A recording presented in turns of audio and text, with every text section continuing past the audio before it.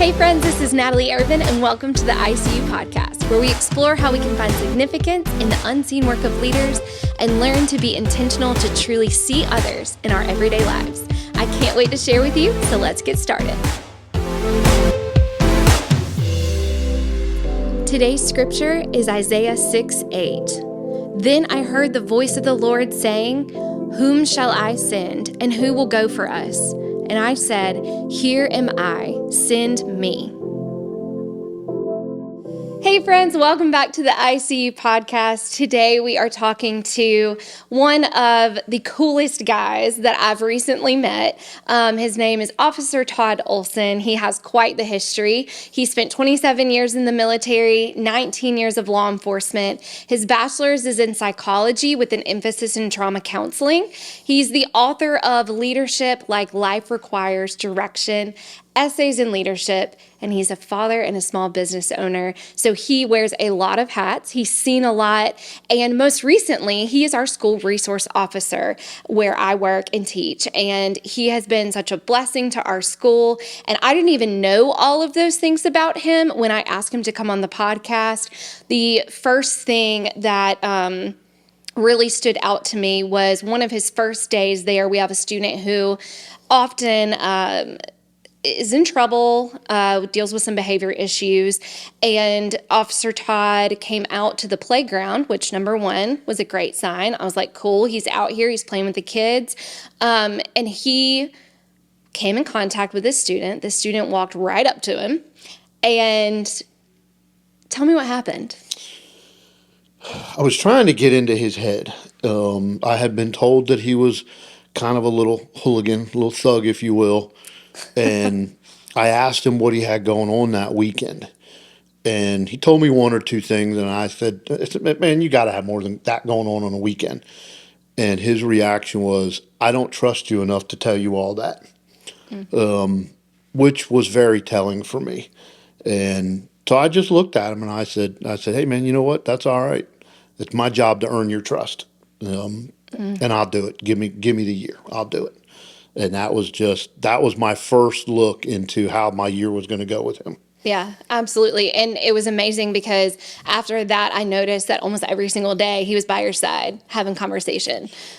Yeah, I think he didn't want to, but he felt like he needed to. Yeah. And, that relationship between he and I, they asked me to do his check-ins, and he wanted me to do his check-ins. Yeah. And I think it was more curiosity on his part, just to see what this guy's all about, than a need for him. And it's been a lot of fun with him. Yeah. You've made a big difference already in such a short amount of time. And I mentioned to Officer Olsen that last night I was with a friend, and she said that you are truly a gem in our school. And as I was reflecting on that, I was just thinking about how much you've added to the culture of our school and how blessed we are to have you. And I think that, you don't really know what you're missing until you have it. And then you're like, wow, how did we not exist, but how did we operate without having his presence there? And your presence means so much. Your influence with the kids means so much. And we're going to talk about your relationships with them. We're going to talk about your goals as a resource officer, because it's much more than just being a resource officer. But first, I kind of just want to go back. I want to go back to what led you here. You have a really extensive career in the military, and I just want you to tell a little bit about that. Oh, man. So, yeah, I grew up in a little rural town in central Pennsylvania. Kids drove their tractors to school. I mean, they came out of the fields in the morning. It was in the mountains of central Pennsylvania. And, my senior year, I wanted to get out. My sister had graduated and gone to Ohio State, so I knew my parents weren't going to be able to afford college. I didn't want to be in the Navy. My grandfather had been in the Army, and I thought, you know what, that's a good place for me. Yeah. So I joined the Army. Never intended to make it a career. I was going to do 4 years, get my college money, and become rich and famous. Neither of that happened. So fast forward, I do my time in the military. I enjoyed it. So I stayed in the National Guard, did some time in Pennsylvania, but I needed a job. I needed a career. So I started working for the Pennsylvania Department of Corrections inside very Shawshank Redemption, very Green Mile style prison. It was a hard place. From there, I went back active duty in the military, moved, got divorced, moved back from Pennsylvania to Georgia, and it's like, when I was a kid, I always wanted to be a police officer. Maybe now's the time to start that. So I went to the academy and I started with Statesboro PD. I took a year off and I went overseas and did a counterterrorism contract with the Marine Corps in Afghanistan. Came back and had a lot of money in the bank. So I took a year off and just kind of made up for lost time with my kid. That's cool. And I went to school. And when that money started running out, I had to find a job. So Georgia Southern was there. I did 12 years with them. And, my career came to an end with them. And Jimmy Billings, who is kind of the head over the school resource program, called me and said, "Hey, I hear you're looking for a job." I said, "Yes, sir, I sure am." He said, "I have a job that would fit you perfectly." And I've worked with Jimmy over the years doing different school functions. And I said, "Well, what do you got?" He said, "We need a resource officer at Brooklyn Elementary." And I went, "Okay." I said, "I can do that. I can work with kids." Didn't know what I was getting into. Had zero idea. Yeah. And so here I am. I started, Brooklet Elementary got their first resource officer this year. Yep. And I'm it. You're and it. it was so I started in May and started kind of Yeah. building some of those relationships. And then, of course, school year, and here I am. What was your first reaction when you got to the school and experienced the kids for the first time? That was back to school night, and I had no idea what to expect, but I expected kids to shy away, to be scared because there was a police officer. And I normally wear my vest with all my Right. stuff, and that can be a little scary. It can be a little intimidating. What I didn't expect was the outpouring from the parents. We're really happy you're here. We appreciate you being here. What do we call you? And I thought back on my time in Statesboro and at Southern. I was like, I don't care what you call me, as long as you don't call me the things that they called me. And of course, everybody gets a chuckle out of that. Right. And so I mean, I wear many different names. I just tell kids, don't call me Mr. O or Mr. Olsen, because when you do that, I turn around and I look for my father. Because growing your up, dad, my yeah. dad, I had to call him Mr. Olsen because Right. he was one of my school teachers. Right. So when I see him, or when I hear his name, I Yeah. kind of look around for my dad. But it was such a refreshing, and I mentioned earlier before we got started that it had been a long time since I was proud to put the uniform on again. It had become a chore. Yeah. And now I get up there, and I'm not a morning person, but I'm up at 5:30 every morning. And I slap the uniform on, I jump in the truck, and it's just like, oh, what are we going to do today? Yeah. What kid is going to come up and hug me today that hasn't hugged me all year? Who am I going to get a high five from? How are my two check-in kids going to do today? Yeah. And that's always, when they have great days, I have a great day. And it's just like, oh man, yes. Yeah. And when they have bad days, I just, what can I do better? And that's my mantra. What can I do better for these kids? Yeah. That's such a cool way to think about things in relation to your job. And, we'll get into that more too, but you're basically a celebrity. When you came into my classroom yesterday, my kids were ready with Sharpies and they wanted your autograph. And I was like, wow, this is another level of importance in the school. And it's just so funny to me that they just flock to you. And I think the reason is because you provide a sense of security for them. And not only that, but a sense of friendship. One of my students wrote you a card, and he had put on there, I don't think he's given it to you yet, actually, but he had put on there, "Thanks for being my friend."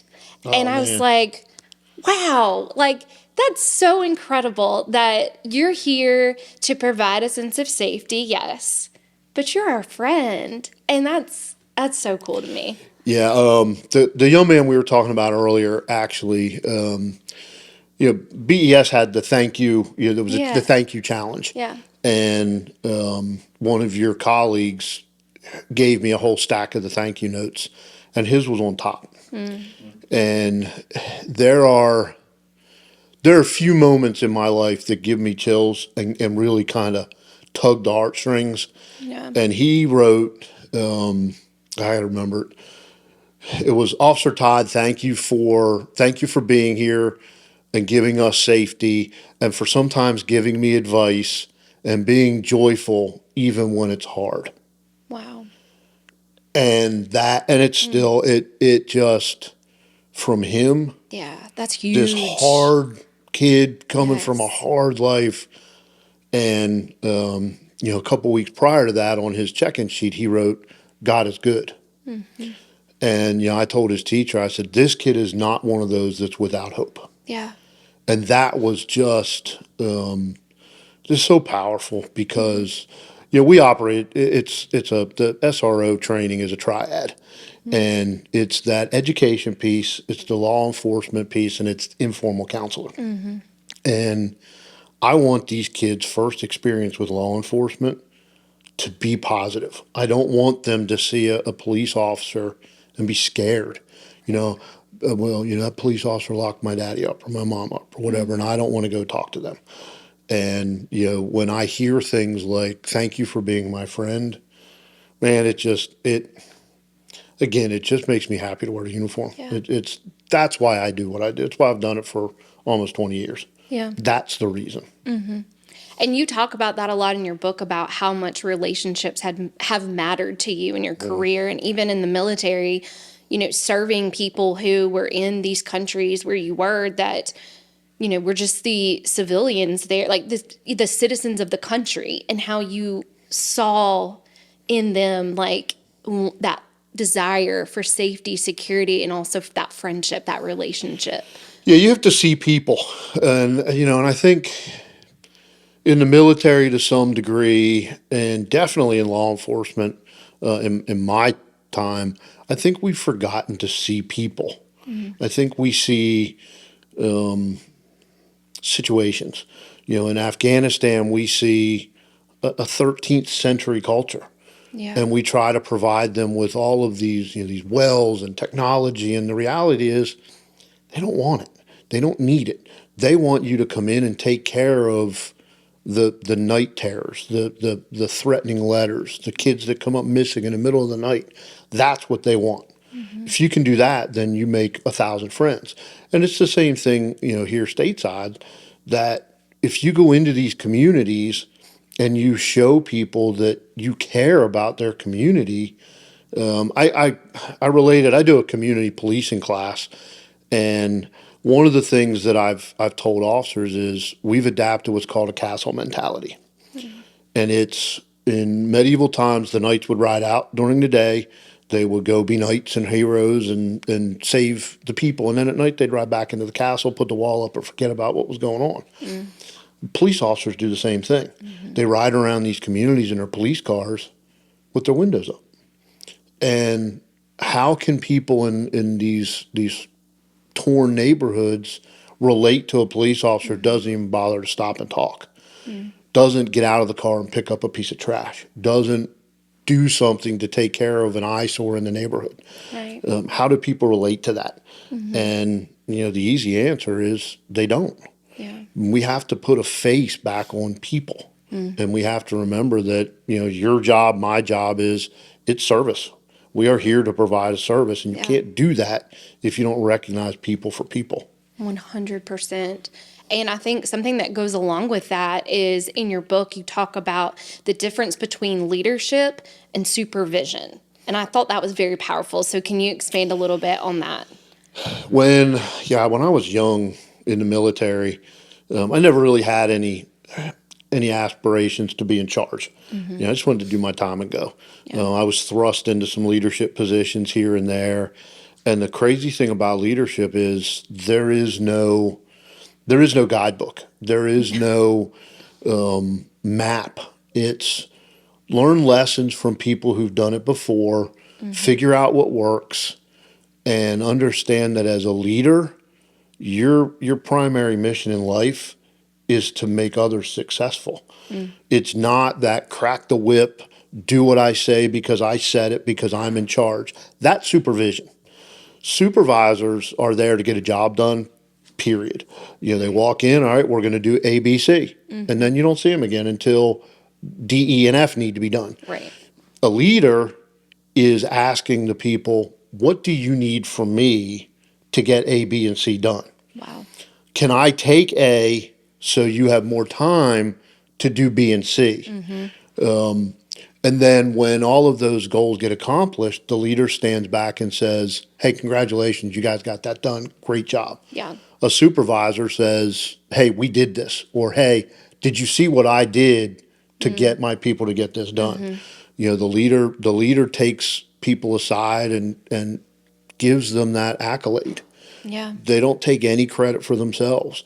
They're a force in the community, not because of the rank that they wear or the uniform that they wear, but because people look to them and say, hey, that's a person who will give the shirt off his back or her back to make sure that I have what I need. Yeah. And, leadership is, and Mike, our principal, actually talked about this yesterday.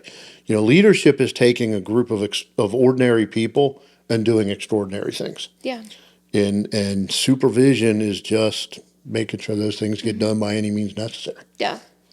And I think that that's such a great way to look at it, but it's oftentimes very messy because you're dealing with, if you're doing leadership the right way, if you're leading people with relationships first, then it's often messy because we're broken. Yes. And we're putting all of these different personalities and all these different people together. If you're a leadership of an organization, or if you're a leadership or a leader of an initiative in your company, whatever it is, it's going to be messy. And then you're going to have to deal with the fact that not everyone is going to like or appreciate your decisions. And you talk about that in your book, that you got to know what you're getting into and know the fact that not everyone's going to be on board with my decisions, but as long as I am looking out for the best interests of the team, not my own self-interest, then I know that I'm going in the right direction. Yeah, leadership styles. If you look at all the different leadership books out there,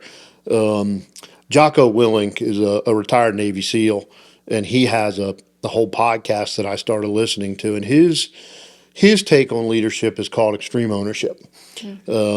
And I've kind of tried to embody some of that in some of the training that I do. And what it comes down to is that if my team fails, it's not their fault, it's my fault. If my team succeeds, it's my team's success, not mine. Right. It's that understanding that one leadership style doesn't always work. And you have to be able to blend and move and do all these different things to make sure that they are working. Right. And when you have that person that's just not on board, you pull them aside and say, listen, what can I do to get you on board? Not, you need to get on board with this because everybody else in the team says, get on the bus. We're good. Yeah. What can I do as your leader right. to help you get on board? Do you want more responsibility? Do you want less responsibility? Do you want another piece of this? And you've just got to, it goes back to what I said earlier, it's seeing people for people. Right. And if you can identify all of those different personalities, then you know what leadership style you have to work. This one may work with him, this one may work with her, may not work with anybody. And you got to step back and go, okay, what I'm doing isn't working. Right. I've got to figure out how to make it work. And that's talking to your people. Yeah, absolutely. I think that's so important. And even in our profession as teachers, is to identify that in our students too, because they're so vastly different. And so you're looking at, what are their strengths? What can I tap into to help them be successful? And my approach with this group of kids may be completely different than my approach with another group of kids, and I know that even in my classroom with leadership roles. So I try to give them leadership opportunities in the classroom. We all try to do that, I think, to some degree. And just to give them ownership, like you said, over their experience, because really they're spending so much time with us that we are a family and they have ownership within the family. They have something to offer. So one of my students, he has a really hard time in the classroom, and he struggles with just self-regulating and feeling important, feeling like he's seen. And so I was thinking, what is one of the biggest jobs that I can give him, or one of the biggest leadership roles I can give him that will just make him feel good about himself, make him feel like, I see that you could do this and you're the only one that can do this. It's very important. And so he checks my mailbox every day. He goes into the office, very important position, checks my mailbox, and he was just so incredibly excited about that. He said, "Wait, you want me to do that?" And I was like, "Of course. I mean, who else, right? Like, who else could do this? Who has the ability? Who has the ability to check the mailbox?" And, it sounds silly, but it's really not when it comes down to it, because now that's something he can be proud of each day. That's a way he contributes to our classroom that now gives him this purpose. And I think it's the same with adults. Yeah, and it's that trust. Yeah. You put in his eyes, you put a tremendous amount of trust. You can go to the mailbox anytime you want to during the day, Yeah. and get what you need, and know that it's probably not all that important. Right. But you put that trust in him. And one of the things I always talk about is motivation. If you have extrinsic motivation, so the motivation from you influencing him, giving him that motivation, putting that trust in him builds his motivation, his internal, Sure. his intrinsic. And that's, now he's motivated to be the best mail checker he can be. Yes. And that's going to influence everything else he does, because, if she trusts me to Right. do this and I do it right, maybe she'll give me another task. Or if I go home and I say, "Hey mom, hey dad, hey grandmom, I'm a good mail checker. Can I check the mail at home when we get home?" And he starts to seek opportunities, and that's how you build leaders. Right. Is you give them opportunities to seek leadership. And he's successful at checking the mail. He is. What can he do? What else can he do? Right. Maybe he's the line checker. Maybe he makes sure that everybody. I know one of the other teachers, and it cracks me up, has a young lady, and she has a clipboard Oh, and yeah, a I have pen. one. And when people walk past, and Oh. she is the most serious. Whatever she's checking, she is 100% She's checking that on line it. behavior. She's And making sure everyone's doing what they're supposed to do. I It's asked her very one day. serious. I was like, "What are you doing?" "Yes, ma'am." I Don't was in talk her in the way. hall. No, you don't talk in a hall. So yeah, I think that's great. Yeah, absolutely. Okay, so shifting gears a little bit. How many tours? 4 in the military, and then 1 as a civilian. Okay. So as, someone who is put in those situations, things aren't always rainbows and butterflies. I'm sure that's an statement. obvious statement. And in your book, you talk a lot about your experiences overseas, how that affected you mentally, physically, and what you learned from those experiences. So what I love about your book is that you have, a situation, you have maybe a specific mission or whatever it is that you're talking about, but then you bring it back to leadership, and you discuss like what leadership principles you learned during that time. And a lot of it was humbling for you. A lot of the experiences you went through, you Very. realized, wow, like I didn't know what I was getting into, or I, thought I knew, and then I was very humbled to find out that actually I was wrong, and I love that though, because you took the time to show us the times we were wrong, and that, we're not going to always get it right. And you talked about when you came back from one of your tours, and you went to work in the prison system, and you mentioned that in your intro, but how you were also dealing with some things internally that you weren't really addressing at the time. And then you make a metaphor in your book to your mind being incarcerated. And I thought that was so incredibly powerful, number one, because I think so many people can relate to that. Number two, I can personally relate to that because there have been times in my life dealing with my own situations, not war, but my own types of trauma. And I have said, like, I'm trapped. I can't get out. Like, what is happening to my brain? What is happening to me emotionally, physically? Like, I can't control it. I feel like I can't get out of this. And tell me about like where that came from and then how you then dealt with that. Yeah, that was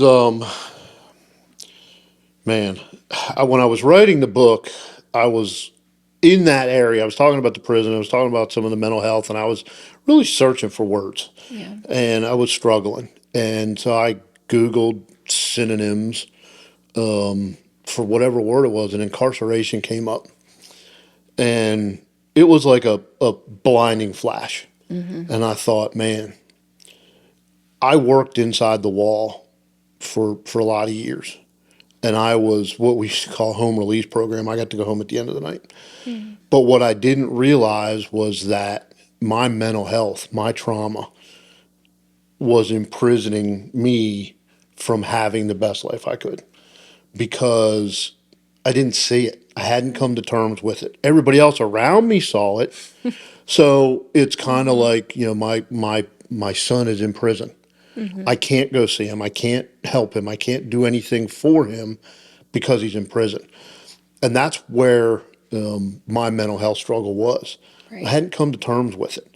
So my depression, my emotional dissociation was all compartmentalized. It was all deep recesses, and in other words, it was imprisoned. It was incarcerated.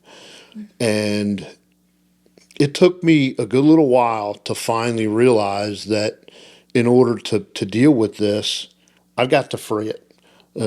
I got to at least put it on parole.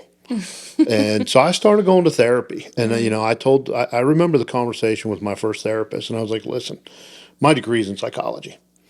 And I'm in my 30s, so I know everything. And there's nothing you can tell me. Don't Right. treat me out of a book. Right. I don't want the touchy feely, this isn't your fault, it's this. I want the cold, hard truth. Yeah. And Dr. Hahn, he was my therapist, VA, and he said, I'm not treating you. You're treating yourself. I'm just here to listen. And that was humbling Yeah. because he put it right back on me. Yeah. And that was exactly what I needed. I needed to be held accountable. I needed to take ownership of my struggles. Yeah. And they say ignorance is bliss. And it's true because the minute I realized it, I had to deal with it. I had to take a concentrated effort every day, Yeah. wake up in the morning and say, all right, we need to deal with this today. Yeah. What are we going through? What are we going to go through? What are the triggers? What Right. puts me in those areas? And let's figure it out. Yeah. And, unfortunately, it's a life struggle. There is no cure for it. Right. There's ways you can deal with it, and there's ways you can integrate it into your daily life and have a great life. You can have a very positive outcome, Yeah. but it's not going away, No. and it will never go away if you keep it imprisoned. It's a good word. Okay, so I want to kind of go into the book a little bit more. One of the quotes, and I'm just reading this because I want to get it right, is you were talking about when things are seemingly going well. Okay, so we know we've got these mental struggles.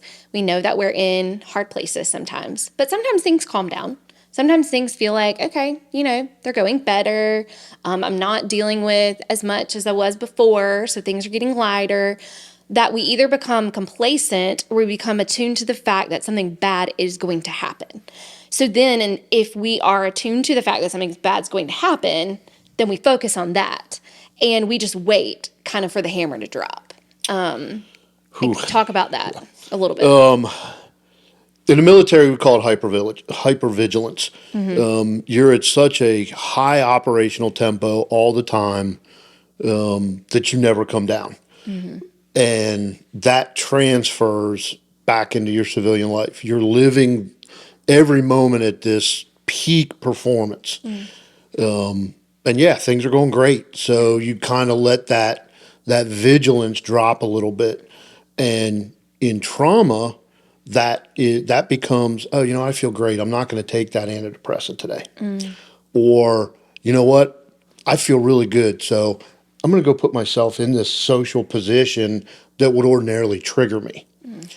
And it becomes a vicious cycle. The other side to that is that you never focus on the good things. So you're hyper vigilant.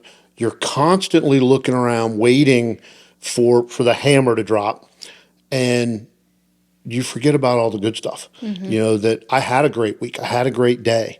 I got a promotion at work, or I got this really cool grant for education, or I got this. I got a new car.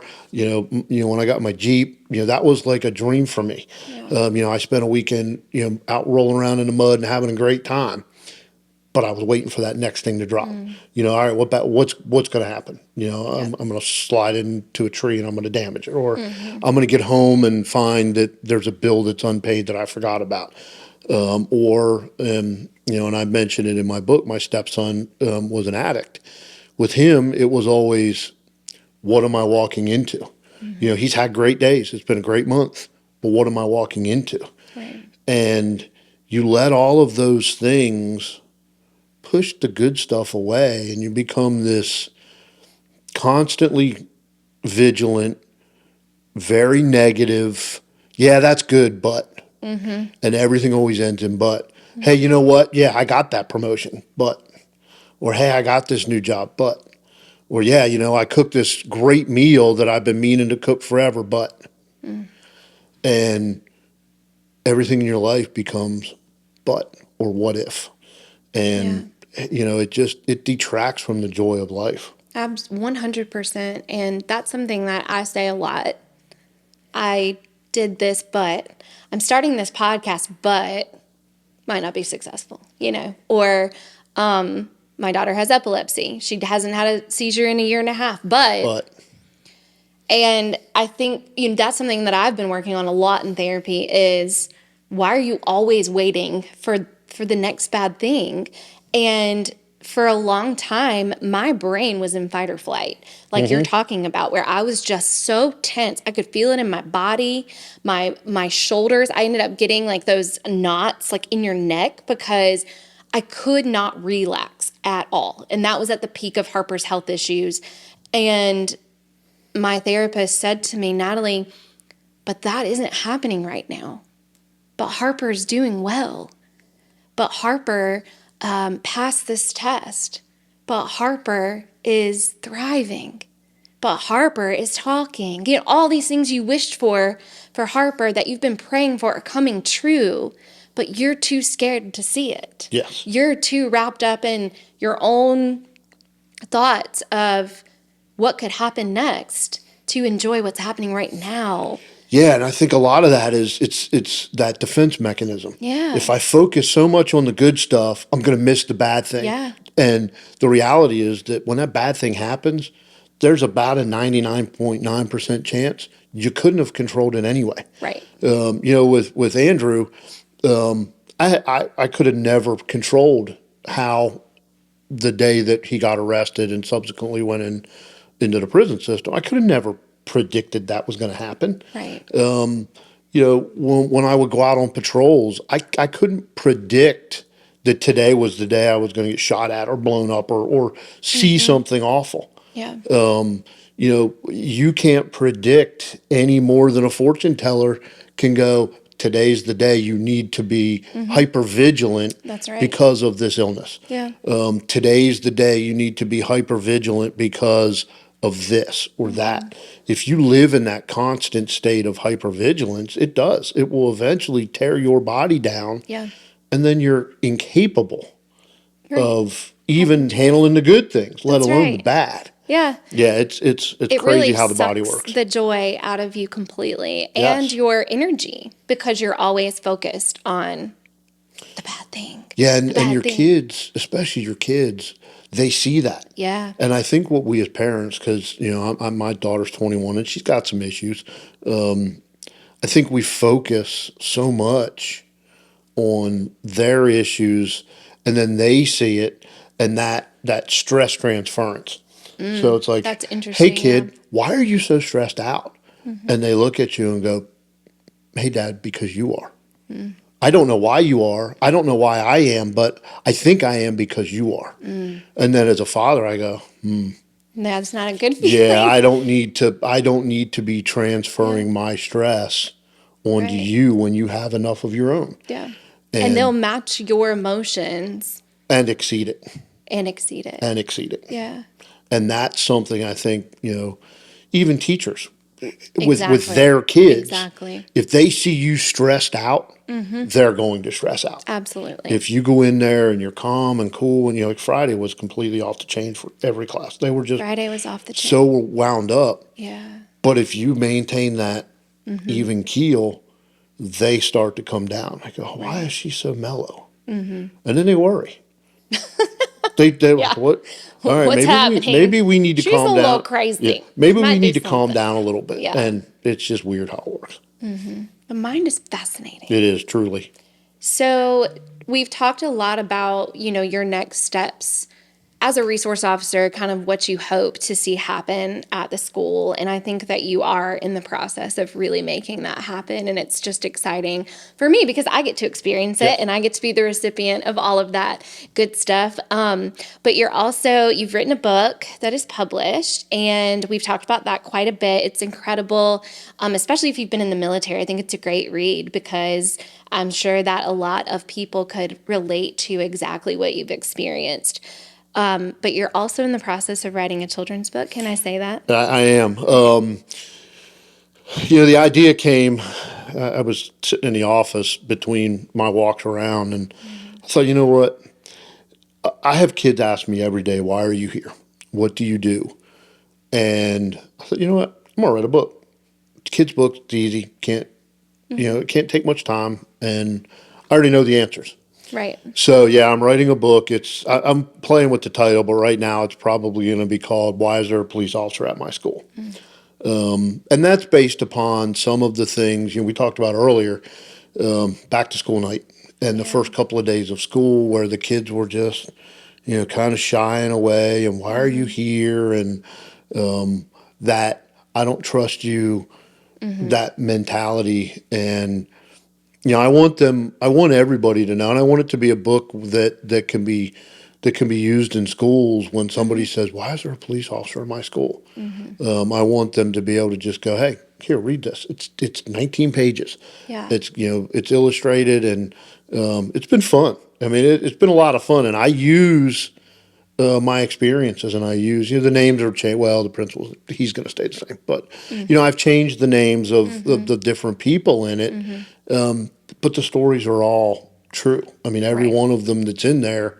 One of my check-in students, his father's incarcerated, Yeah. and he was terrified of me. So that story's in there, Right. and then other kids that are just kind of like, hey, I was excited until I saw you. So yeah, that's in the works. Hopefully, I don't know, maybe before the end of the year it'll be out. That's really exciting. Yeah, I I'm think looking that'll be forward to really that cool. one.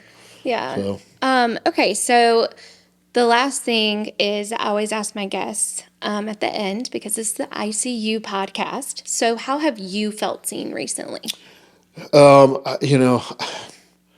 I can't pick just one, because there's so many. When I go to school every morning, I'm seen. The teachers wave, the kids wave.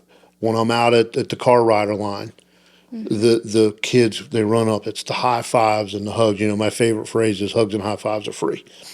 The hugs, the hey, Mr. O, and it's just the teachers. When your colleague dressed up as me for the community servant day, that's being seen. Yeah, it is. That even though it was It was hysterical and great. it was wonderful, I'm seen. Yeah. And that I did the little interview for the announcements last Friday, and I think one of the questions that the kids asked was, how do you It's on that tree in the front lobby. How do you understand to be understood? And it's the same thing as of how do you feel seen? You see others. You acknowledge other people, and they acknowledge you back. And that is one of the most powerful things I get every day. Yeah. I come in. It doesn't matter how tired I am. It doesn't matter how I feel. I don't feel great. I need coffee, magic bean juice. Yes. And that first kid that comes running up and hugs you, or that first kid you look at and you say, "Hey man, smile. It's going to be all right." Yeah. And they crack a smile. All that goes away. Oh, yeah. And It's I'm good seen in stuff. 1,000 different ways every day. And it's humbling, and I love it. Yeah. I wouldn't be anywhere else. Well, I just want to say thank you for your service, number one. It's so incredible what you and all those who fight for our freedom have done and been through and seen for the purpose of protecting our country. It's amazing. As a police officer, same thing. So much respect for you guys. And then now as our SRO, like, thank you for being somebody that we can trust, somebody that we can be friends with, somebody that we can crack jokes with. And I'm grateful for who you are, and you have so much purpose, and you have so much opportunity to impact the kids, the adults, and the people around you. And I just want you to know that and feel that and really take that to heart, is that, like, your story's not over. You're just beginning, like a new chapter, and it's just so cool to see. Yeah, it's unwritten, Yeah. and I'm so excited. I'll be honest, I'm humbled to be here on your podcast. I know for you this was a great undertaking because we talked about it, and I remember telling you you don't know what you can accomplish Yeah. until you try it. Right. And to be part of this, Yeah. no matter where it goes, it's humbling, and it is much appreciated. And I'm happy to be where I'm at. You guys make it a lot of fun every day to just come in and be able to cut up a little bit and Yeah. commiserate with the kids and just, man, what The a best life. it is. What a great place to be. It is. So thank you for having me. I appreciate it. Absolutely. Well, that's another episode of the ICU podcast. I hope that the messages were valuable, that we can strive to see others and build relationships first, and that people matter. People matter so much, and it's so powerful to share your story, share where you've come from, share what you've seen, and be able to impact others who are also experiencing the same things. We'll continue to interview some more amazing leaders on the ICU podcast, so tune in every Friday.